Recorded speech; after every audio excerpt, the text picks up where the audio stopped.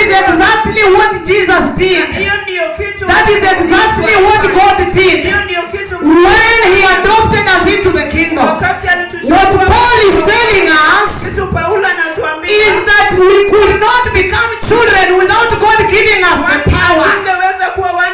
Through the death of Jesus Christ on the cross, we were adopted in the kingdom, and we became the children of the kingdom, and therefore we became related to our heavenly Father by grace of God.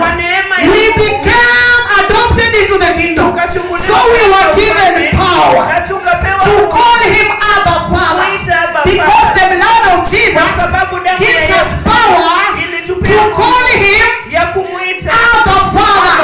So Paul is putting adoption before the Spirit of God. Yes, he's putting adoption first. Before we could call him Abba. Before we could call him Father. You know, between a child and a father there is assurance.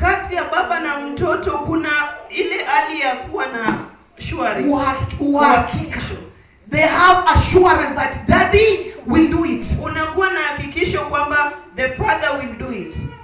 Right now Nashipai is planning to join high school next year. Wakati huu Nashipai anatarajia kujiunga na chuo